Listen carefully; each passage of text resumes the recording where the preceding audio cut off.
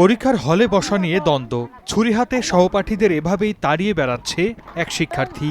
ভয়ে দিকবিদিক ছুটছে কয়েকজন। বুধবার ছিল তাদের বার্ষিক পরীক্ষা। সেদিন বসার জায়গা নিয়ে কথা কাটাকাটি হয় গাজীপুরের শ্রীপুর গারারন খলিলিয়া ফাজিল মাদ্রাসার নবম ও দশম শ্রেণীর কয়েকজন শিক্ষার্থীর। পরে এর মিটমাট করে দেন শিক্ষকেরা। তবে পরদিন আবারও বিবাদ। এক পর্যায়ে দশম শ্রেণীর 5 শিক্ষার্থীকে ছুরিকাঘাতের অভিযোগ নবম শ্রেণীর সিয়াম হাসানের বিরুদ্ধে।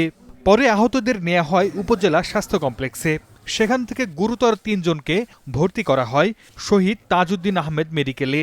তার কাছে ছুরি আমরা কি জানি না, পরে একজন দেখছি, পরে বলছে তোর কাছে ছুরি আছে, পরে মানে ঘোরাঘুরি করতেছে 12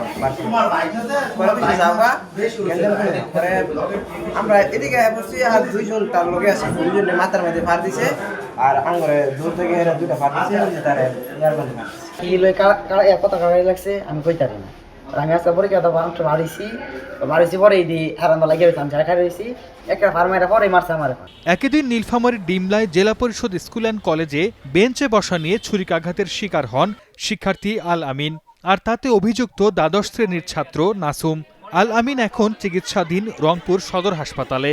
ছুরিটা ছিল 6 ইঞ্চির, এটা দিয়ে মানে ওকে আঘাত করছে 3 জায়গায়, মানে এই জায়গায় আঘাত করছে, হাতে আঘাত করছে আর আঙ্গুল মানে 4টা আঙ্গুলে একটু কাটা গেছে। বড় ভাইটা চাইলো যে ব্রেঞ্চটা দাও আমাদের, তাই বলতেছে কি আমরা একটু পরে দিতেছি ভাইয়া, তা এই বলে তা বলতেছে কত তোর খুব সাহস হয়ে গেছে, তোরা খুব স্মার্ট হয়ে গেছিস, আমাদের সাথে এরকম ইয়া করতেছিস।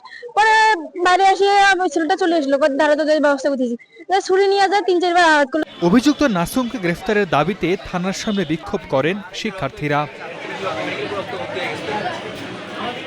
সর্দার মোহাম্মদ আরিফ, স্টার নিউজ।